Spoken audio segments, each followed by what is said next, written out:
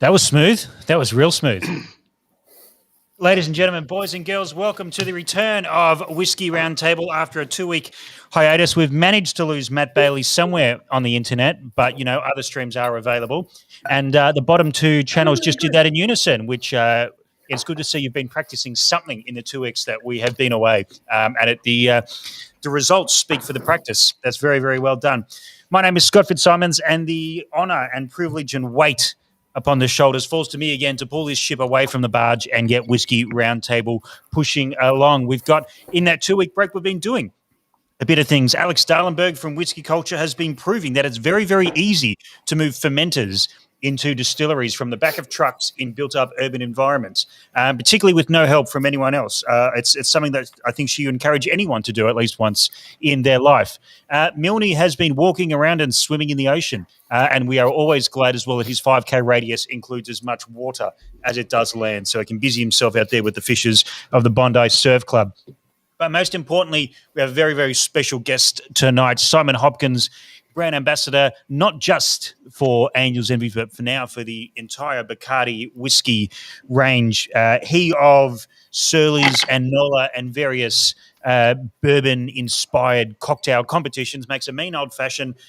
We're going to have a bit of a yarn about whiskey, bourbon, and all things in particular. This is Whisky Roundtable, back for another week. And before we kick off and get too serious, ladies and gentlemen, what's in your glasses tonight? I'm having a good old Jack and Coke. It was just one of those days, and it's just hitting the spot right. Beauty. Can we see visual evidence of the Jack and Coke? Yep, good. So that's a nice big size glass, which is what we like to see. It's also 3/4 empty as well, which is also something we like to see in our Jack and Cokes. There will be refills. Out of a jug? Please tell me it's out of a jug. No, it's on tap in my house. Good, even better. I'm fitting the Bondi stereotype, and so I'm drinking a brand new seltzer that's just come out. Yeah, exactly. Live it.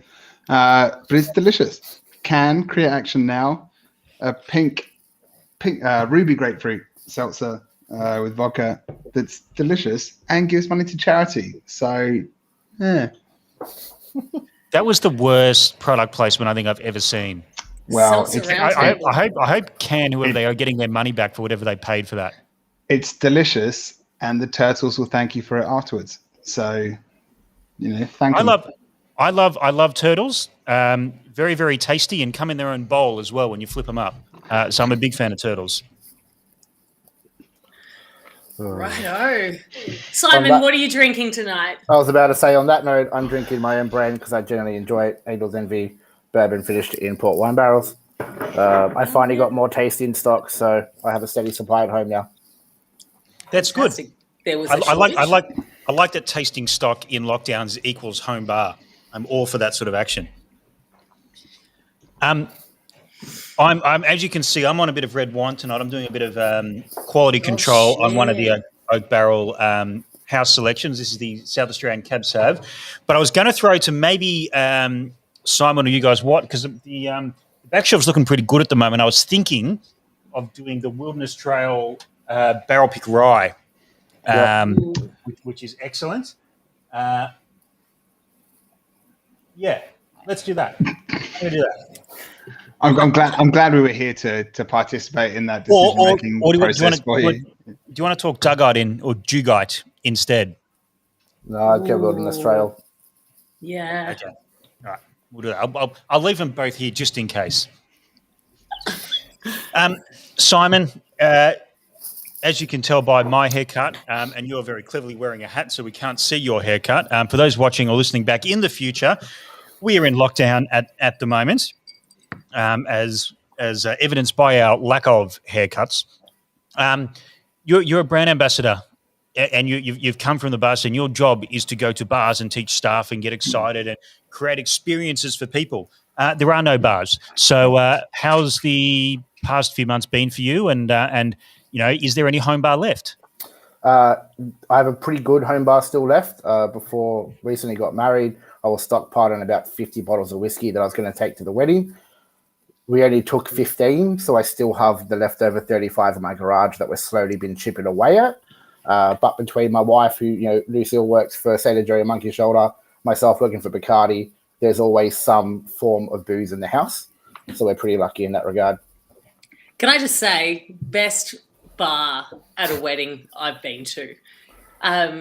For all of those of you at home, Simon got married a couple of months ago before the last lockdown. And the whiskey bar there was epic. The guy didn't like so much that I was like, hey, doubles, no ice. But it was great. Like, we were drinking some badass stuff at that wedding. And it really kicked up a notch after all the speeches and everything. And that's when the whiskey bar opened. So I'm kind of glad it didn't open during dinner, but definitely kicked it off. And that kind of kicked off the dance floor. Yeah, definitely. And did. look, let's forget everything important. Let's get to the big questions, as we say to hello to Germany, with Stefan tuning in live from Deutschland. The big questions that everyone, particularly from the consumer point of view, wants to know: at an industry wedding, what does the bar look like? So you've said, I want to know details. What sort of bottles are we seeing here? What was more important? What was hit? Which was the bottles to go first? What was left over? 2 bottles that went the quickest was the JD Sinatra Select. Now, I was pretty smart with this. On every bottle, I put a gold Sharpie line on about that level, and I told the bar when it hits that level, only myself, my father-in-law, my wife can order it. So that way, I didn't get to the bar and everything was gone, or there was always some left for me. That went pretty quick, and then I had a Michter's Toasted Bourbon 2018 that I was sitting on for many years. That went pretty quickly as well. Ross Blaney, very lovely gentleman, brought the 21 Portwood. That got opened on the night and went through pretty quickly as well. And then Eagle Rare, of course, went pretty quickly as well towards the end of the night. And then I think we went through 2 bottles of the Angel's Bourbon. There was a whole bunch of other stuff on there, but yeah. I got a question there. What was the ratio of hospitality or industry versus non? Because I vividly remember going to a wedding of a friend of mine who owns a bar in London years ago, and there was a moment between the wedding and the dinner where we're all sat out in this garden, and the company I worked for, we distributed a tequila. And so Tapatio bottles were just being passed around a table, and it was just like, here you go, swig, pass. And everyone in hospitality was just like, yep, cheers, thanks, little sip, off it goes, little sip. And everyone that didn't work in hospo was just like, what is going on? And you could just see their mind just being like broken. And then 3 hours later, post dinner, and when we're on the dance floor, they were then well and truly broken, and there was a fair selection of people that were not able to use their legs. But that wasn't the hospitality people, was it? It was some of them, but it definitely broke. There was definitely a sort of divide of, this is normal drinking, and everyone sort of thought they were part of the same group. And there was definitely a sort of divide of like who knows how to drink this and who doesn't, and it's not necessarily who knows how to drink. It was just who knows how to sip and swig, and it got more noticeable as the night went on. Did you find that, or was it a nice balance? The venue, when they found out it was a hospitality wedding, 2 when they found out that I already negotiated to bring my own whiskies to the venue, were quite hesitant, so I put their minds at ease. I had RSA disclaimers on every single menu, but put very nicely. Like, respect the couple, RSA applies. AKA, don't fuck it up. Yeah. They would only allow neat spirits once mains were dropped. And, I've been a licensee before, so I was like, look, if that's your plan of management, that's fine. That's not a problem. We did have about 80% industry to 20% family of guests at the wedding. I think there were 2 tables of family and the rest were all industry. It was pretty crazy. David Denton is planning his own wedding at the moment, and close to 50% are hospo or industry professionals. The other half are musical theatre, so hard drinkers on both sides. One advice I would give you, David, is I went to a wedding in between the 2 lockdowns as well. for friends of my girlfriend who both met through McDonald's. And so there was a lot of McDonald's people there and some high brass McDonald's. Not a burger or chicken nugget in sight. We ate pizza and pasta. Now, I don't know Shocking. if this was a joke or there's something on there, but David, what I would think is just make sure there's booze and breakout sing-alongs, and you'll be fine, because that's what people are expecting from your wedding. Oh, and bacon, David, bacon sandwiches at the end of the night. That's all. As long as there's you have your dinner, and then you have 2 hours later some form of food. Sorted. And David, the Roundtable crew are very happy to come and MC your wedding. You definitely know that we'll turn up the party. All right, let's get into this. So, Simon, let's talk about your bar career first, because you and I have been playing around in bars together for quite a while. Let's talk about when you started out in Sydney and where you started. So I started in very humble beginnings back at PJ Gallagher's in Parramatta, running Irish pubs for many years. Very much an absolute icon of a pub, by the way. I'm 35, so when I started in my early 20s, really the only place to bartend were pubs, high-end restaurants or hotel bars. So I kind of worked my way around through the pub game, worked for Sofitel for a while, worked at the Whisky Room at the Croc Hotel, which really started kind of my love for whiskey. Then from there, went to Webster's Bar in Newtown, helped the crew there take it from Zanzibar to Webster's, do all that rebranding. I learned a hell of a lot very quickly.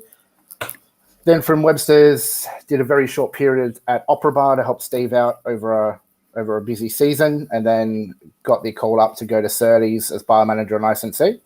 That was even better. That was when I won my first cocktail competition with Jim Beam and got to go over to Kentucky for the first time. And that was it. Going there the first time, visiting the bars, going to the distilleries, it just blew my mind. And then when I came back from that trip, I was definitely like, I'm a bourbon guy. And that was it for me.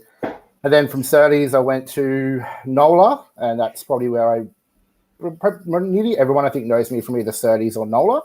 And then NOLA was definitely where I took it up a notch and curated a back bar with, 750 American whiskeys. And did a lot of work with lovely Andy there.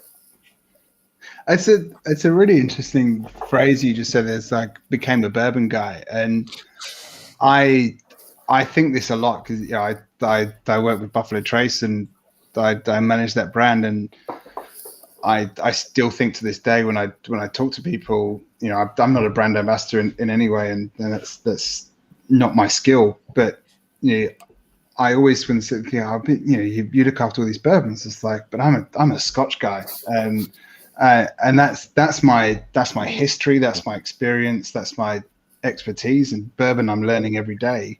But what made you hone in on bourbon versus Scotch? Was it just opportunity and chance, or was it? It was a bit of why do you hate Scottish people so much? I don't at all. Funny known fact is my middle name actually means son of a barley farmer. So there's a joke with a friend of ours that I love bourbon so much, but my middle name literally means son of a barley farmer. I think bourbon drew me in. I have a sweet tooth. I love creme brulee is my favorite dessert. If there's a creme brulee on the menu that Lucy knows, that's what I'm ordering. She doesn't have to ask me. She's like, she'll get the creme brulee. And I found the tastes and the profiles and the vanilla and all that juice coming out of the oak really what I liked in a flavor profile. So I was drinking it and enjoying it. And then I started to kind of learn more about it and go down the rabbit hole and visit some of these distilleries and meet the people. Like, you were so gracious to sort me out with a tour at Buffalo, and I got to meet Freddie. And it's the people and the stories and how genuine they are. And, I got to meet Freddie No at the family home on that first trip. And I was a little bit nervous. And then after 10 minutes of speaking to him, I'm like, man, the guy's he's just like one of us.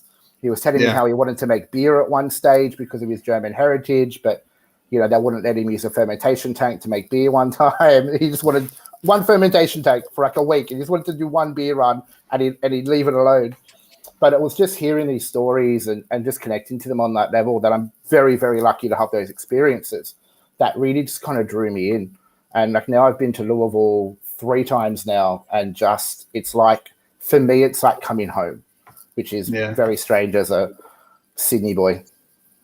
No, but like my it's slightly different. My heritage is, my family are all from Scotland, so going to Scotland feels like going home. But it is definitely that sense. It's like you get to a place and like, I'm home, I'm here, and I'm yet to go and visit the distilleries in America, and hopefully I feel that same way. But it's a definite feeling. It's a really interesting point, Mildy, and I want to drill down on this a little bit. That you became a bourbon, and I feel like there's a lot of people that either become bourbon guys or gals or Scotch guys or gals, and there's a divide. And for me, I remember when I was young and getting into spirits, I used to drink was Jack, Gordon's, and Jameson. And honestly, I genuinely think I went down Jameson and then from there into Scotch because there was access. There was a story to go. There wasn't really that much bourbon being brought in, gin there wasn't, and there was this glass ceiling. So, I mean, Simon, on that journey, what were the whiskies that, when we were all young, once we were all buying the cheapest thing that we can get our hands on, what was the bourbons that really got you in, and then the next step after that? Well, what was the gateway? For me, the first step was rum, and because I like the sweetness, so I started on rum. Like my pin-up girl tattoo on my arm has a little bottle of rum in her hand. Then from there, I moved to bourbon, and then a very bad tattoo that I got in Nashville, little JD bottle. So Jack Daniels was definitely where I kind of started, and everyone knows my love for Jack Daniels, and that's definitely where it kind of went. And then from there, I think the first one that really made me go hot was Russell's 10-year. I was working at the Croc Hotel. Dan Molnar I was looking after at the time. I finished work. He poured me a Russell's 10, maybe an old-fashioned with it. And then from there, I was like, okay, well, that's a great 10-year. Where else do I go? Okay, Eagle Rare, another 10-year.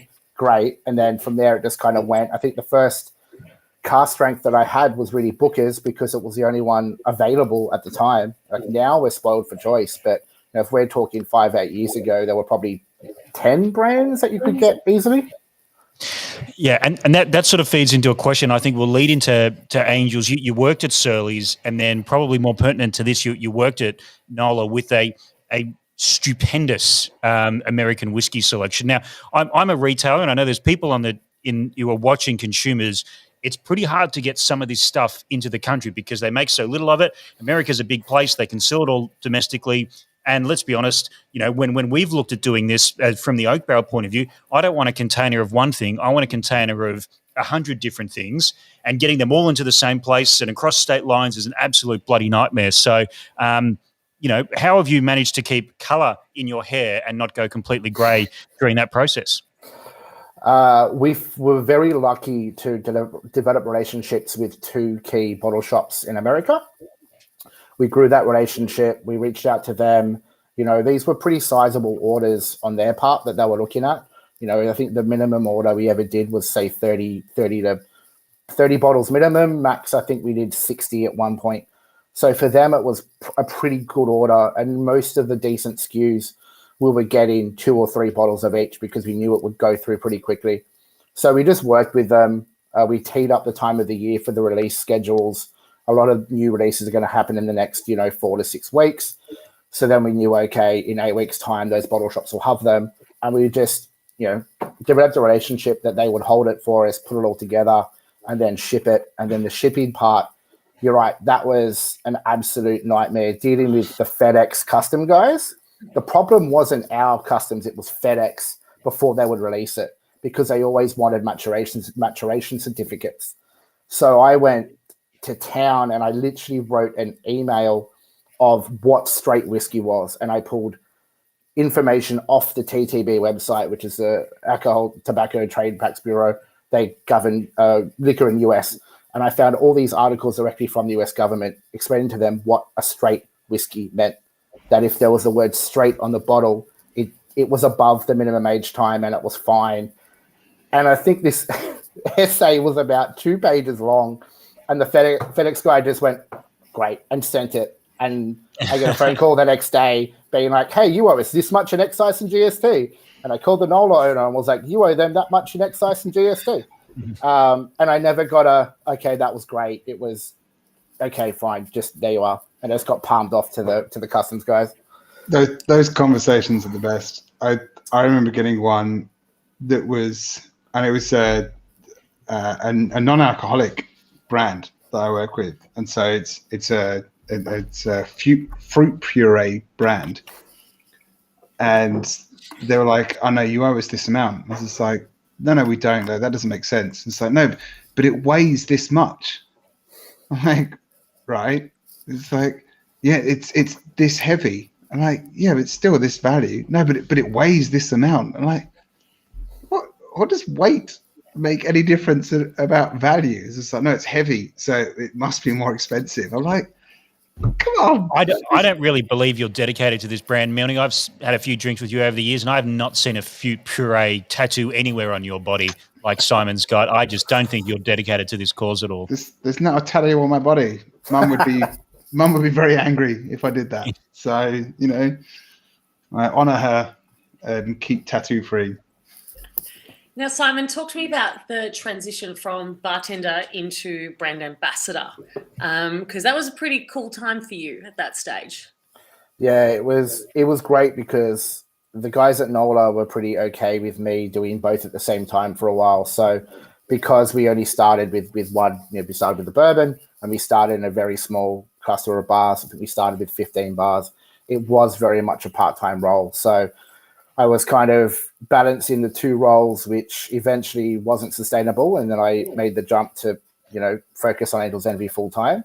But it was just amazing. I remember going for the interview and how nervous I was. And I think I listened to about 15 podcasts about the brand and realized it wasn't even really about my brand knowledge. It was just more of how I spoke and my passion for the industry in general. And it was a bit of an eye-opener, and I was lucky enough to get the job. And then 3 weeks later, I was on a plane to the distillery to do training. So it was very much a whirlwind. Like at the interview, they were like, "Do you have your ESTA entry-exit visa for the US?" And I was like, "Well, actually, I do, because I'm going to be going to Hawaii for my honeymoon," which never happened. But I had the visa. So they were like, "Yeah, great, cool. You got the job. Also, you're flying away in 3 weeks." So that was a very fun discussion. I had to go back into a meeting at NOLA and be like, "Hey guys, you know how you said you'd be okay with me taking this job? I'm also going to need 2.5 weeks off in about 2.5 weeks." But luckily it was a January. It's a slow part of the industry season wise, so they were okay with it. But it's been just a whirlwind since. Crazy to think it's been 1.5 years now that I've been doing it. It just feels like 6 months. And how did you feel doing the transition? So I know that you were doing it part-time for a while there, and then you basically went full-time now. Look at that. Look at that. I remember that. Yeah, that was all the barbecue. My shirt was a bit poppy because of all the smoked meat that I had as soon as I landed. I landed in Louisville and was like, because this was taken at Angel's Envy Distillery. That's our lovely still behind us. The transition was funny because there is an element of sales involved, and it's very different to, say, selling a bottle of whiskey or a nip of whiskey to a customer over a bar. It's I get to go to a bar manager who I've known for years and be like, "Oh, hey mate, like, this is great. Would you like to buy some?" And it was a very big learning curve. Yeah, it was. I also feel that you kind of had an advantage because you had a brand that all of us, well, for example, myself, had been fighting for years and paying way too much, not way too much, but a super high price point, because everything that came in was through almost like a secondary market. It was being bought at retail price in America, and then the taxes on top of that, and it snowballs. So I'd been buying Angels for probably 6 years prior to it actually physically coming into the country. And I think I'm not saying you got lucky, but I think you had a brand that you had people absolutely wanting from the start, especially consumers as well. So how have you found the consumer blowback that originally it wasn't in retail, and then we're going to talk about it is in retail and where people can actually get it? So this was a hard one because I was an advocate for it since day one to move into retail, but Australia was essentially the first international market outside US. They weren't sure how it was going to go. They didn't really. I think they underestimated how connected the global bourbon community is and the global whiskey community, is. And I think they underestimated that how much the brand was already loved. So it was quite hard at that first 6 months when I had people messaging me, asking me where they can buy bottles. I literally had a copy and paste response saved on my phone of, I'm really sorry. Unfortunately, at this stage, we're just in these venues. And I pushed and pushed and pushed. And now we're in across Sydney, Melbourne, ACT. We've got off-premise, we've got outlets in all of those cities. So it's getting there. Yeah, and that's great, mate. But as Vidal says, where the hell is our Angels Envy Rye and calf drinks? Oh, where is it? Sort it out. It's right here. Oh, yeah. I've got one behind me as well. It's hard. We're only 10 years old. To put it in perspective, we're a 10-year-old distillery. We've only been producing our own bourbon for about 4 years. The distillery came online in 2016. So all those barrels that we put away in that first kind of 6 to 12 months is only really just now coming to the minimum age, not even the age that we want. We are expanding as quick as we can. We've purchased 100 acres, 200 acres, something like that, out in Henry County, which is 2 counties over from Louisville. We're building warehouses at the moment to keep up with demand. Our distillery is literally running 24 hours a day, 7 days a week. They close it on a Sunday, throw acid down the still, scrub it, and boot it back up. So we are producing as much as we can, as quick as we can, but it's not enough. And it always falls down to me to be like, I'm really sorry. It's every meeting, like anyone who's watching, please believe every single meeting, I'm asking for rye, I'm asking for cask strength, I'm asking for private barrel select. I've become a repeating record of just, can I get this? Can I get that? Can I get this? But, I mean, we joke about it and we like poking fun because we know you're not sick of the joke at all yet, that you love responding to people saying, no, I don't have any. But it is a bit of a privilege that Australia has been identified as a market to push into, and we see it a lot. We see it a lot in Australian brands looking at America rather than Europe in the past 5 years, and a lot of American brands coming over, and, Australia will be their second biggest market. In whiskey, but also in craft beer and those sorts of things. So, and even in gin. So, what do you think about it? Having been over there, have been down here, have been, front and at the coalface of bourbon drinking people at bars and consumers. What is it about Australia and America that seems to click in our drinking cultures and that we have this affinity between ourselves? Oh, I think what's driving the craft and premium bourbon revolution is really the quality of bars. It's really those bartenders that are looking up old recipes and going, I need a rye whiskey for this, I need a bourbon for that, and then looking for the really high quality one to use in that cocktail. I remember when I was at Beam speaking to Freddie, they used to distill rye twice a year, and now they're distilling it twice a month to keep up with demand.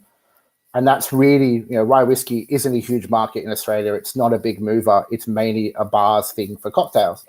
So I think it's people that go into bars, they're trying these cocktails, they're having a really good old fashioned, they're having a really good whiskey sour, and the bartender is educated enough to have that conversation of, oh, hey man, like the consumer's like, oh, I really like that whiskey sour, what was in it? And that bartender's going, hey man, that was this, it was, Old Forester, or it was Eagle Rare or Buffalo Trace.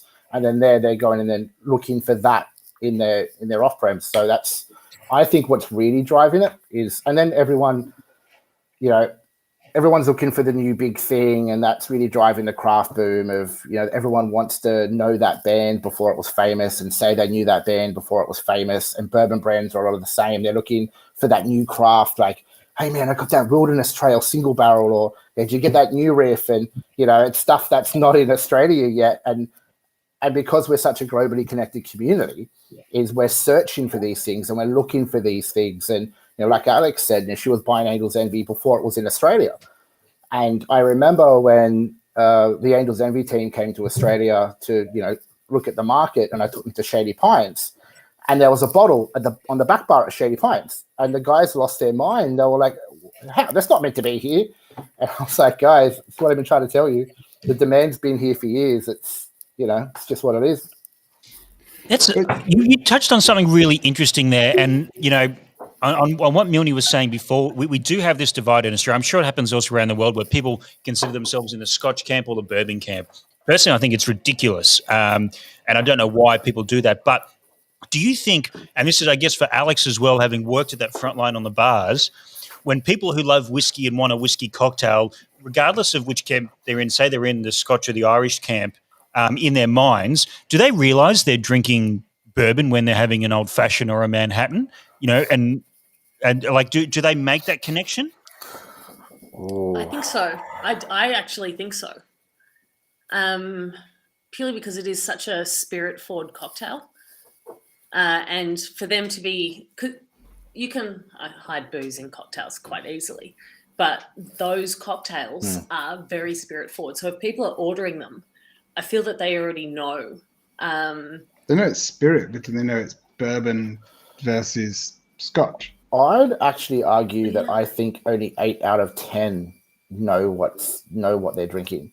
I think there's always that element. You'll see a cocktail go out, and someone will see it and go, hey, that looks really good. Can I get one of those? And it happens a lot more than you think, where you'll actually tell them what's in it, and they'll be like, oh, wait, no, I actually don't want that. So I think I reckon it's about 8 out of 10 actually know what's going into what they're drinking.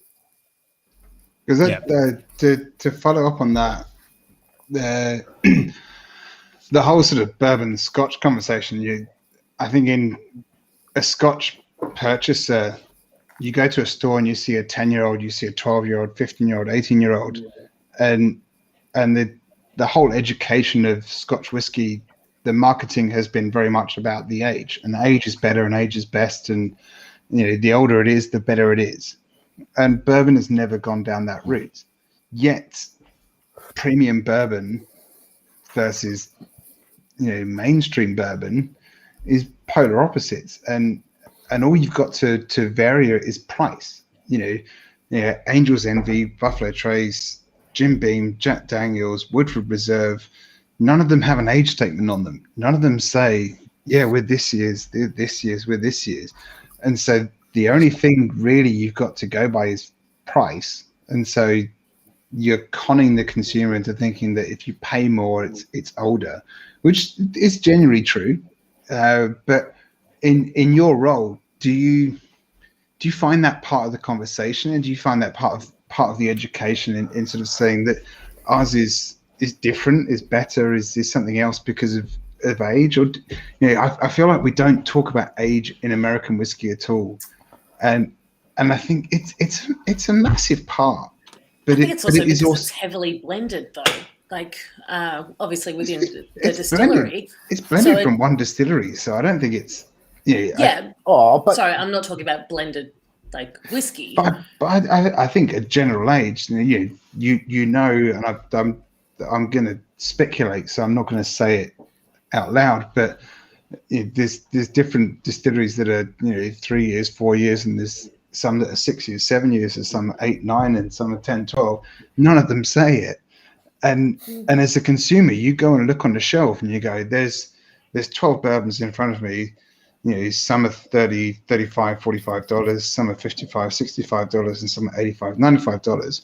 And there's nothing that tells me what the difference is between them, unless I've gone and researched them, understood that their mash bill is about 9 years old, theirs is 6 years, and theirs is 3 years. Like, I think that's almost a healthy thing, though. I think that's almost a healthy thing because it's driven by flavour. Yeah. And if you go to that 90 bottle and you don't like it, then you won't go back. And if you try it at a bar, and I think, how do you know? Like, I understand it's driven by flavour, but also when you're looking at a shelf, what's going to make you pay $100 versus $40 when all it is a brand name? That's it. I think that all links back. Sorry, I think that all links back to why bars are important, because it's something that I trained the guys at NOLA to do. Was if there was something locally available in Australia, know where the consumer can buy it from. So it's more of they'll go to a bar, they'll try something, and the bartender's going to kind of peel back the layers and go, okay, what do you feel like? Do you want to try something new? And then the bartender kind of becomes the sales guy and sells the nip. And then we would always encourage someone to take photos of the bottles at NOLA. Like, hey, man, like, you know, it was a photo safe space. If you want to take a photo of that bottle, mate, I'll leave it there for you, not a problem. Because they're going to take a photo of that bottle. Then they're going to go to a bottle shop and go, oh, hey, man, like I had this. Do you know what this is? Do you know where I can buy this? And, you know, I had a regular put it on Google search, image search, and came up with what he was drinking. So it is harder with premium bourbon because premium American whiskey, because we don't have all those numbers and it's quite ambiguous what's actually going on. But that's where bars are so important, to go and have that first nip. Where I learnt that, like the not art of blending, but putting barrels together. So, for example, Wild Turkey Rare Breed's made out of 3 different aged barrels in different quantities. And the exercise when I was at Wild Turkey was, here's the 3 aged whiskies that we put into rare breed. I'm all about rare bleed. Bring that on, rare bleed. Try and make it, basically. Oh. So I think that, I don't know, I think it's because of like how long, I don't know, I think the age statement thing from, I feel it's not like an ageist society in America when it comes to age statements. And I 100% agree, Alex. And, you know, I think, Milne, you were almost sort of saying there that in the Scotch world, you can know what you're getting because there's an age statement on it. I think actually bourbon's in a better place moving forward because age statements are disappearing as quickly as possible for obvious reasons. But, you know, certainly there are Scotch brands that will put an age on something and then put it in a crystal decanter and something. And I think that's as bad. And, you know, I think what James Bunton's saying here in the chat is the end of the day, it comes down to the liquid. And I think you have less places to hide liquid in bourbon than you do in Scotch, because how many times you had like an 18 or a 25-year-old whiskey that you really want to like because you spent a lot of money on it and you were convincing yourself in your head that this is good when it might not be. And whatever. That's the part that I 100% agree on. My point of difference there is, if you're a consumer that knows nothing and you walk into a store, and if you go into a specialist, if you walk into the Oak Barrel, there's a team of people there to tell you and talk to you about exactly what you're going to purchase. If you walk into a generic bottle shop that is, you know, less focused about training their staff and teaching their staff, I've just walked off and picked up some bottles to prove this is Bourbon 101 with exactly. Andy Milne, Scotch guy. And it's Weller Special Reserve. No age statement. No age statement whatsoever. About $75, $80. 1792 full proof. About $125. Elmer Lee 100 anniversary. About $300-$400. None of those have got an age statement. If I walk into a shop and I see 3 bourbons on the shelf, and there's 75, 125, 300, how am I meant to know what that is and what's going on? And I understand that there's an education and there's that point of view, but it's a tricky game with bourbon, and I think it's a lot on education and a lot about teaching people. And I don't think the answer is putting an age statement on. Like, please don't think that I'm here. I'm not advocating saying put an age statement on that stuff because that's what makes sense. Well, I'm really not. But it's a minefield. Let's turn this around then, because we've got Simon from Angel's Envy. So let's drill down on that brand here, and there's some things in the chat I want to bring up as well.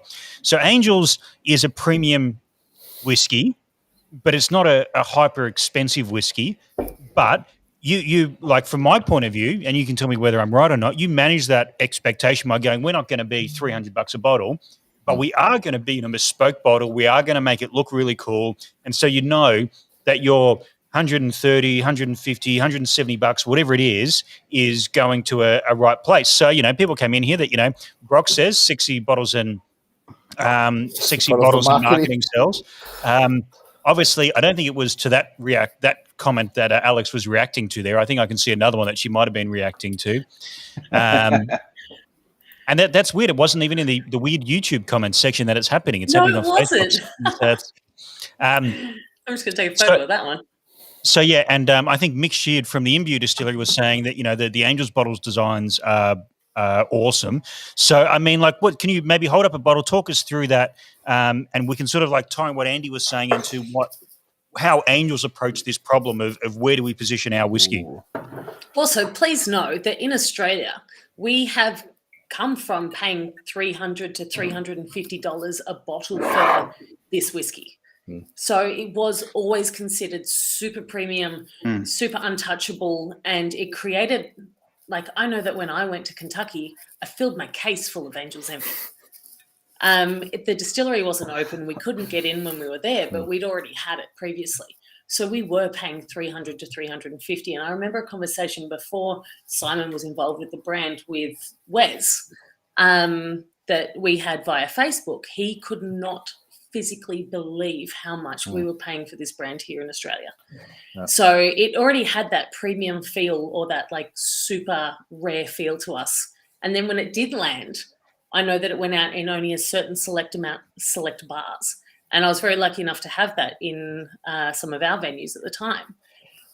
So it still had that like premium feel. Yeah. But for fuck's sake, I got the invoice for it and I was just like, are you shitting me? Like, we've been paying $330 for this for God knows how long, and it lands at that. Yeah. So I think now it's on the shelves. I think, Scotty, you've got it on your shelves, correct? I do, and I'm definitely not charging enough based on what you've just said. So expect the Angels price to go up. So there you go, ladies and gentlemen. You can get Angel's Envy from Scotty. You've got 20 minutes till this stream things before I put it back up to $250 a bottle. Oh. So it was super premium to us, but now it's landed in bars. It's super accessible, which means that we can put it in cocktails, which is one of the great things. Sorry, I'm stealing your thunder. No. Simon, go for it. So talk us through the bottle and that approach. So the bottle, I like to start at the top. It says from the cellars of Lincoln Henderson. For those of you that don't know, Lincoln Henderson was a absolute weapon of a distiller. Worked for Brown-Forman for about 40 years. Created brands that you may know well and love of Woodford Reserve, JD Single Barrel, Gentleman Jack. He retired after many years. His son Wes brought him out of retirement to create a family whiskey brand. Wes loved experimentation, and he decided to really drive the family towards a finished whiskey. The iconic bottle shape was really formed around the wings. So they came up with the wings first. It was quite organic. And then they did the bottle shape around the wings. There's a few little fun design things that I like to point out. If you have one at home and you open a cork, you'll see expression 1010. So when Angel's Envy started, we filled our first port barrel in 2010. And they were so confident in a maturation of about 3 months to the port finish that they ordered like 100,000 corks with expression 1010 because they were so confident it was going to launch in October 2010. And then Lincoln tried it and was like, you know what? It's not ready. It needs a little bit longer. So they tried it on like the last day of the month and it wasn't ready. It turns out March 2011, it was ready. But we've kept expression 1010 on the cork as kind of a symbol of if it's not ready, if it's not right, don't do it. So for us, it's a symbol of quality. There is a question that I get asked a lot. It says Kentucky straight bourbon whiskey finished in port wine barrels. Now, with the TTB, with the American liquor legislation, it is a finished whiskey. It falls in the category of a specialty distilled spirit. Now, as long as you list exactly what you are doing to the liquid, it's fine. So as long as we list we are a Kentucky straight bourbon whiskey finished in port wine barrels, we can say what we are and what we're doing with it. I get a lot of questions about, say, Woodford Double Oak. Now, this legislation, it never said how many times it can go into a freshly charred oak barrel. It just said freshly charred oak barrel. So they're still defined as a bourbon because they're taking it from one freshly charred barrel and put it in another freshly charred barrel. What we're doing is we're taking it from a freshly charred barrel for 4 to 6 years and then taking a ruby port wine cask and finishing it for 6 months. So Kyle has a really good saying that I use to death, and you can't unbourbon a bourbon. We follow every single rule to the letter to make a bourbon. We just take that bourbon and we finish it in a Ruby Port wine cask for 6 months. Do you get pushback on that? Like potentially not as much in Australia, but I would dare say in America, where bourbon is theirs, and it for them it is ours, and thou shalt not touch this. Do you in Australia get much pushback from consumers? When they launched, they kind of broke all the bourbon forums because there was this question of you can't call that a bourbon, and there was a lot of kind of pushback from that regard. And of course, because Angel's Envy was the first brand to do a core range of finished American whiskey. A lot of other big brands will do one-off releases, masters collections, annual releases here and there, but our core range is all finished products. And that was a big gamble on their part to really go that route. So there was a lot of pushback, but I think, 10 years down the track now, it's quite clear we're here to stay. We're already upgrading our distillery again to kind of handle demand and building these warehouses. So it's just kind of on the up and up. I want to talk about a moment because, I like to get all emotional on this live. Please break into song as well. No. Surely. I'm worried about which moment this is. Talk to me about that trip you went back to Louisville and went to Angel's Envy and spent all that time there after you had just achieved one of your biggest goals, which was to become a brand ambassador. And for that, you became a brand ambassador of a brand that you absolutely loved. How did it feel going into that distillery and that entire trip? Oh, it was surreal. Because I'm going to tell people. It was even funnier that Nate in Melbourne, my counterpart in Melbourne, who got the job for Angels representing Victoria, we met up. We were in Louisville kind of a couple of days early. We were having a drink at the hotel bar, and we were like, I think I've met you somewhere before, man. And we were chatting, and it's like, well, no, it wasn't this comp, it wasn't this thing.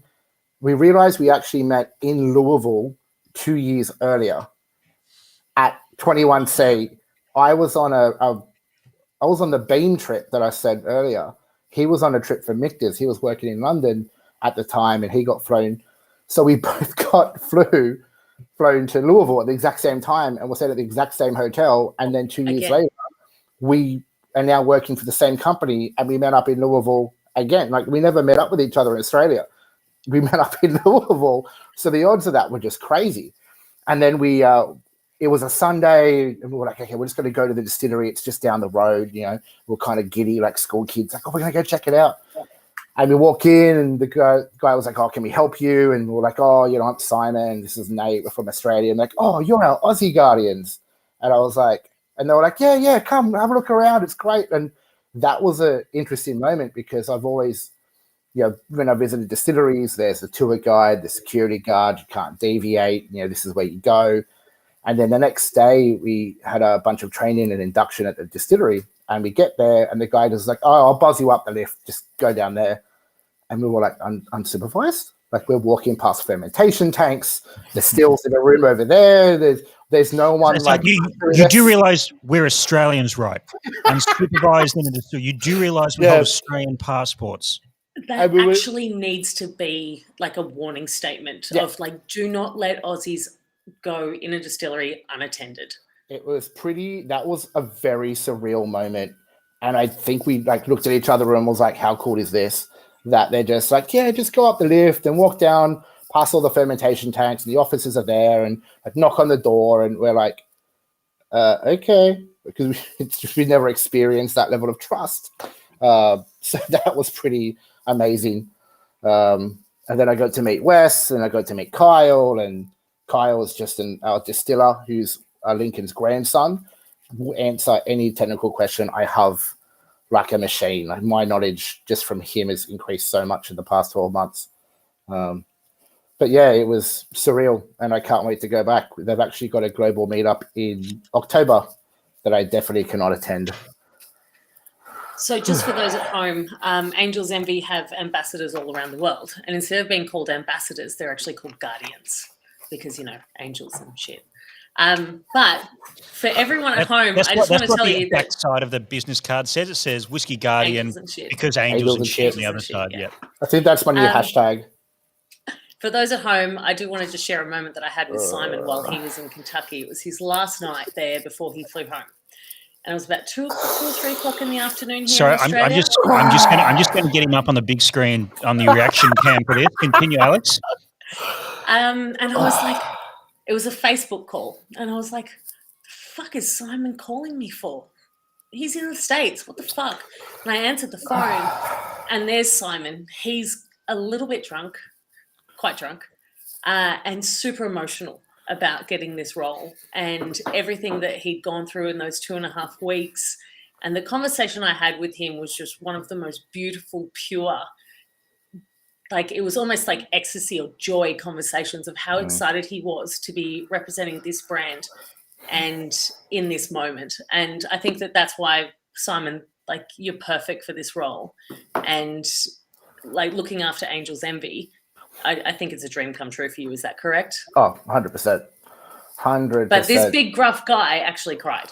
I don't actually have access to the action replay in my grasp right now. So if we could just get a recreation of the action replay, Simon, while you're on the big screen. I think for that to happen, I'd have to go to an industry bar called the Back Door in Louisville and drink my weight in whiskey. I was horribly, it was great though. Like I was overcome with emotion. I just hung out with the founder of the company for a night. He came and visited us at the bar, and we hung out and we talked and started to get our head around the plan to launch in Australia. And we're talking about what we're going to do. And that was, I think, the moment when I just realized that this is my job now. Like I always loved talking about American whiskey. I ran a blog before I started with Angel's Envy, where I would just share my knowledge with the industry. Like I would just write articles because people would ask me stuff. And then I was like, well, rather than just answering you, I'm going to answer everyone on the blog. So for me, what I really enjoy about it is just sharing the stories and sharing the knowledge and I did a big American category training for a bunch of bartenders in Sydney and did one in Canberra. And I didn't just talk about my brand and bourbon. I did everything in the American category, all legislation, all types, because for me, the more people drinking American whiskey is a good thing because they'll get into American whiskey and then maybe they'll like Angels. And if they don't, that's fine. But I just want more people drinking bourbon and American whiskey because then I'll be able to get those limited releases that everyone's bugging me about. Yeah. Sorry. Yeah. I want to jump into Bourbon Heritage Month quickly because I want to get I really want to ask you the Proust questions. Bourbon Heritage Month, and let's talk about Toast to the Trees. So what are you working on right now? So Bourbon Heritage Month celebrates the act of Congress denoting bourbon as a distinctive product of the United States. Essentially, it made the same rules about tequila. What Angel's Envy do is every September, we have a program called Toast the Trees.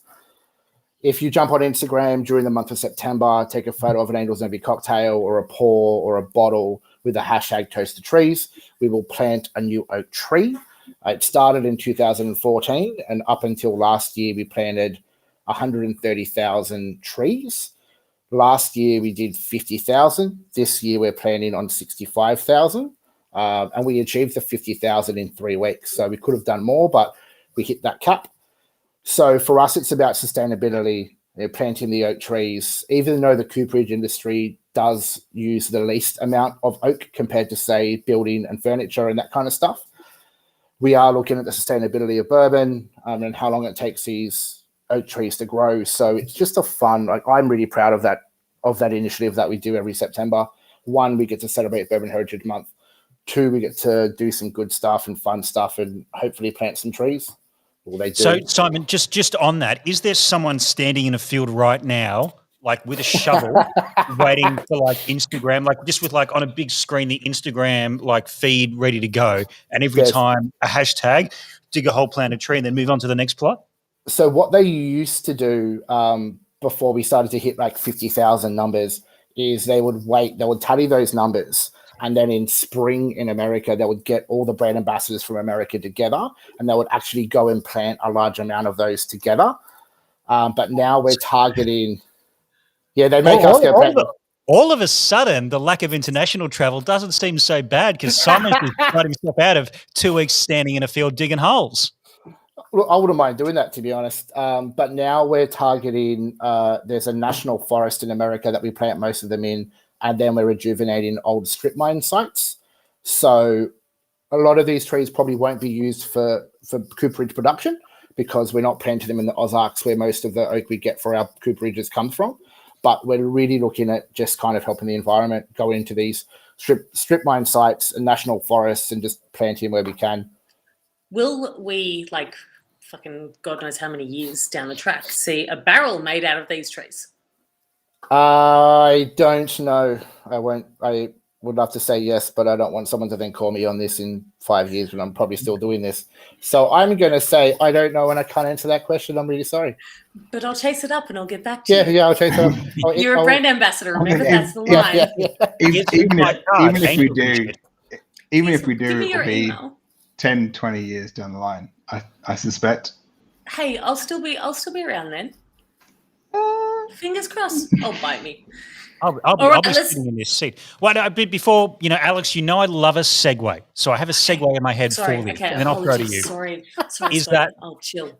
Part of what Whiskey Roundtable is all about? It's about whiskey, it's about brands, it's about, bottles of whiskey. That's great. But what it's most importantly about is about people. And I think tonight we've had a great chat about people behind brands, and Simon, your story and your passion coming through. And I think it's been fascinating in the way that you've spoken about this and stories you've told. I think that's so important to drill down that at the base level, whatever whiskey you were talking about, if you're a consumer, if you're a distiller, if you're a brand ambassador or someone like me who's managed to jag a job somewhere in this chain, God knows how, we are all the same person at the core of it. We are just this whiskey lover coming from all these different backgrounds and all these different places all around the world. Whether you're from Germany on the stream or from Western Sydney, as all of us are, that's really important. So now, such an amazing segue. Bring it home, Scotty. We're going to get into deep a little bit further into the Simon Hopkins we know and love with the Proust questionnaire to go even further into those people. And I'd like to throw to Alexandra Dahlenburg to kick us off there. What is your idea of whiskey happiness? Oh.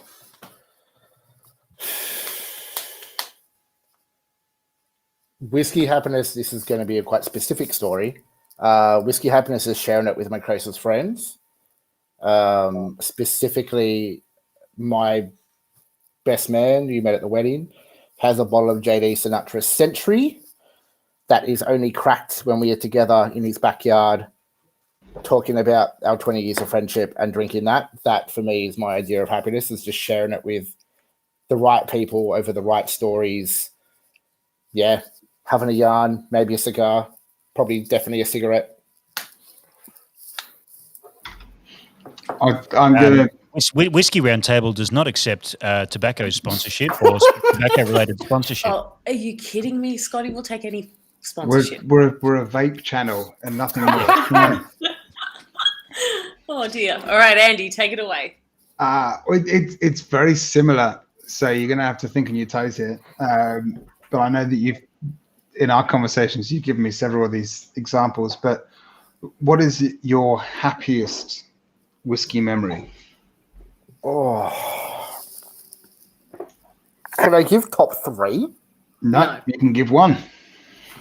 Oh, you can give the top actually, one, and then we can talk about two or three, depending on how good number one was.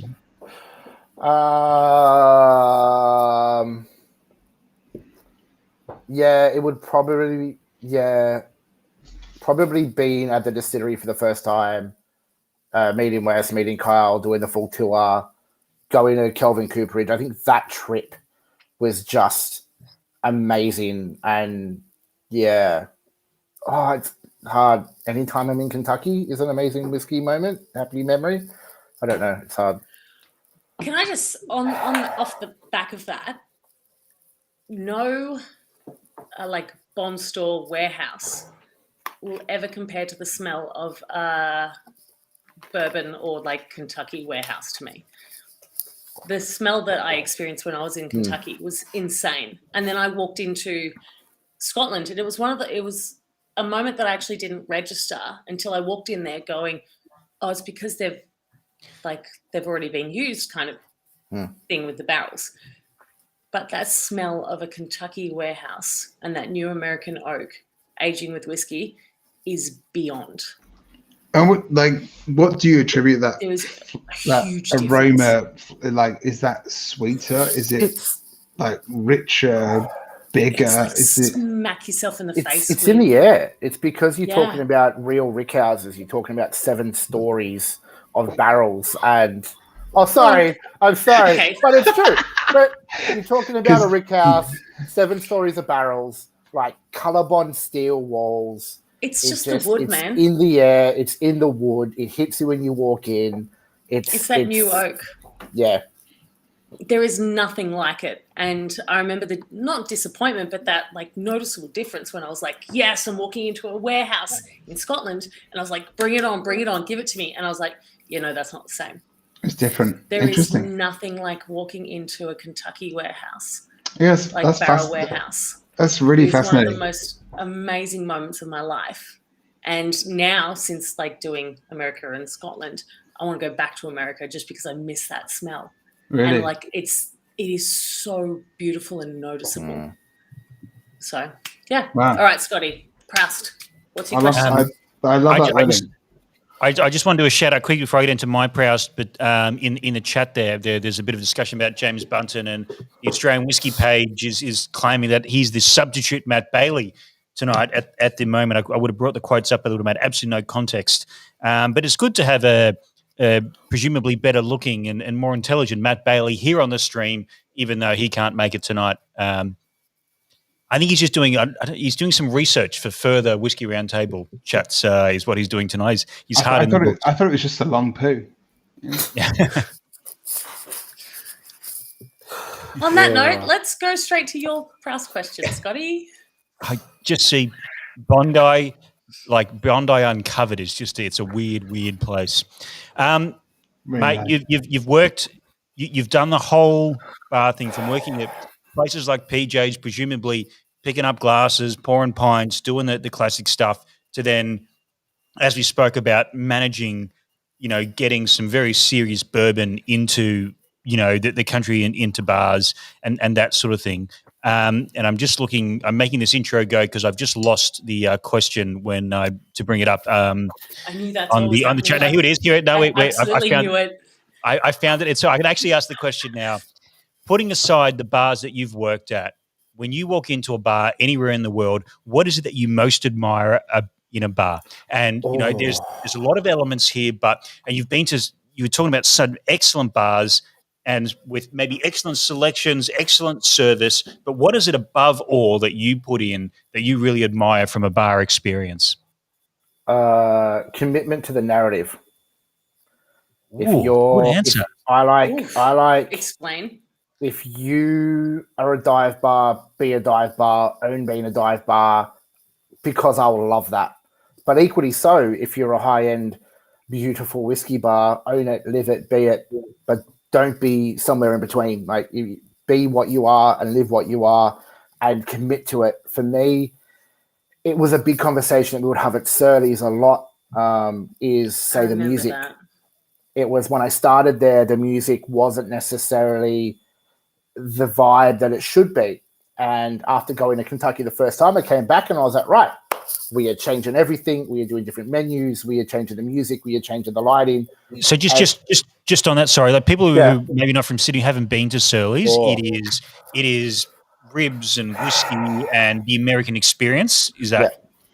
There's no bullshit as well. Surly's was the place that I went for good whiskey, good tap beer, great food, like your Southern style food, but then also what backed it up, which is when I became a fan of Surly's and when I actually got to know Simon, was the music.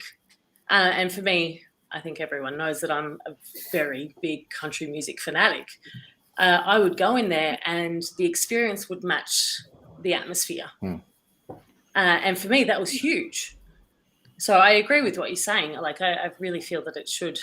For me, there's no pretense to that part. Like it's not like we're this theme, we're this approach. Yeah. And I'm not knocking that on bars. I think that there's a lot of bars that do that very well. It's like we're this approach with this theme, and they nail it and they do it exceptionally well. That kind of goes on what you say is. But dive bar is nailed. Yeah.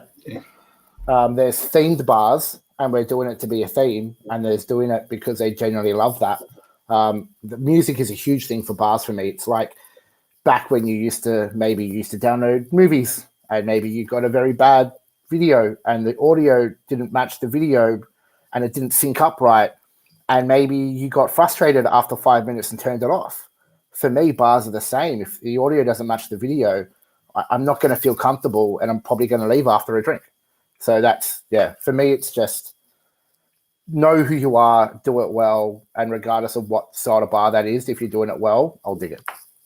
So just as a follow-up to what I think, I really, really rate that answer. So thank you for that. But we're going to get... That was actually probably one of the best responses we've had to that question. Yeah. Best. So Vidal, best dive bar in Sydney, and if it is Surly's, then maybe a secondary as well, considering you obviously, shaped Surly's. Can I guess what you're going to say, which is where your Bucks was? Well, maybe everyone can have a say at this. Sorry, your Bucks after party. Should I say your Bucks after party? Yeah, the part that I remember. What, you remember the after party over the poker game? Yeah. Okay. There's about 5 hours missing, but I remember being at Shady Pines. I would say Shady Pines. Jay and the team have done an amazing job in recent years, especially on a Sunday. Jay's music. Yeah. Like he's... If you want to talk about the perfect man for the perfect job, Jay is the perfect man for that job. He outdoes me in country music 10 million fold. Like he and I go toe to toe over fucking every time we're together. All we do is talk country music. I owe him for getting the Surly's job. He was there having a Philly cheesesteak, and he calls me. He goes, "Hey, they need a bar manager. I recommended you. You're perfect for it. Like, go and get it." So I wouldn't have known unless he reached out to me and told me about it. So I owe Jay a lot. Not scary canary, says Vil. Mate, I'm with you. I think the term dive bar has been, absconded and stolen. But, Cheers in its heyday. What a place to be, particularly on an English football night. Nothing more dive than that. The term dive bar is a pretty broken term. Like, I think when you look at, I think Shady Pines is one of Shady Pines and Surly's are two of the best bars that have an amazing selection of bourbon.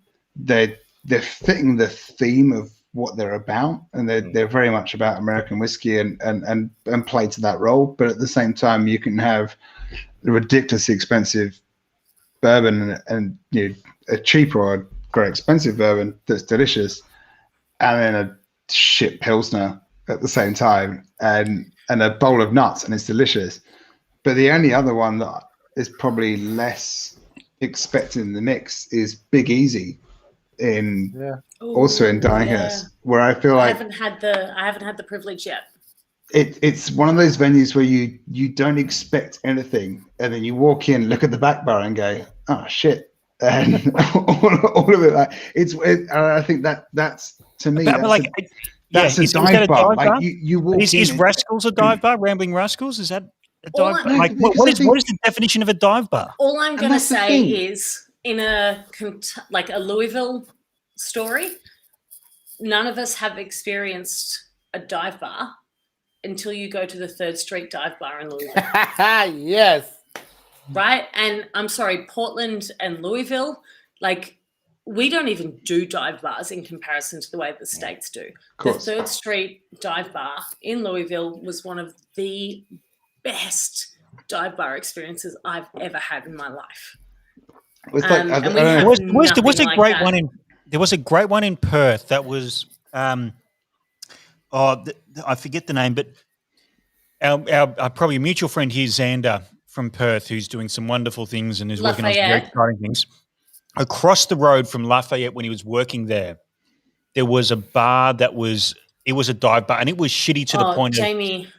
I'm actually not particularly enjoying being here, like because I've just had this great whiskeys and things, and that's like actually I can't want a little bit more there, but I could see if I was a local and this was a Friday night, they was just finishing drinks, it would have been perfect.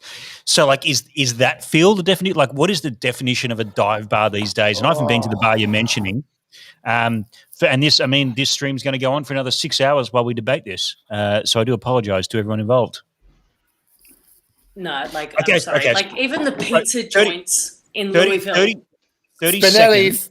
I know what you're talking about. Okay, so we're gonna go round the grounds. 30 seconds, quick fire. What do you look for in a dive bar? Not in a bar. Starting with, in fact, we'll finish, Simon, with you. So we're going to start with Andy, and I'm going to count 30 seconds in, mate. So you have 30 seconds from now. What do you look for in a dive bar as he brings up the stopwatch? Go. My favorite dive bar is probably Delilah's in Chicago. It's shitty. It's full of crap, but it's also just, if you want to know about bourbon, you can know about bourbon. If you don't, you don't need to. And you can sit there and have a shit pint and an amazing whiskey and no one gives a fuck. And that's the best thing.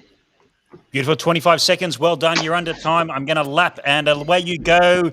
Alex, as I can stop clear. How do I hate iPhones. You go. 30 seconds.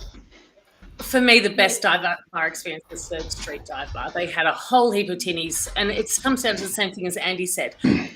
Tinnies and amazing whiskies you can't get anywhere else in the world because they're so fucking local to those distilleries that they just get them from their warehouse or their what do you call it?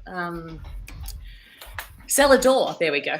And pool tables and shit on the walls and sorry, your time's up. That's enough. We're going to hear judge you. No judgment. Judgment. Simon, your favourite thing in a dive bar? Yeah. Okay. So I want cheap beer, good music, dark, have a good vibe. Bars like Pelter Germantown in Louisville, Backdoor in Louisville, but yeah, in Sydney, Shady's, Surly's, Rascals when they got the rock and roll band. Yeah, Frankie's, like, come on, you can't go past Frankie's. Right, I love Frankie's. There we go. Yep, thank you very much. 6 seconds left. Yeah, again, you're excellent at this. Everyone take note at how good he is at answering these questions. This, for me, it's exactly a combination of all those things. It's feeling welcome, no judgment, and an absolute melting pot of whether you are someone involved in booze, whether you are a good whiskey. We've got problems. A political advisor. And as Milne said, if you want to know, you can learn. If you don't, doesn't matter. Ladies and gentlemen, on that note, we will see you all next week, we assume. Thank you so much for joining us on this comeback. Simon, thank you so much for telling us these stories. We're going to be back next week. I've been looking at the calendar and we're working on a few things. There's big things to come from Whiskey Roundtable. Get home safe tonight from your lounge room to your bedroom in lockdown. And if you are in I'm drawing this out. I want to hear that pop. Hey! Ready? Let's do it. Say goodnight, Scotty. We're doing... Good night, ladies and gentlemen. We'll see you all in the future, I guess. Maybe not. Maybe in the past. Maybe we're time travelers. Who knows? We'll figure this out. Go and play online poker via Zoom. That's all I can say. See you later. See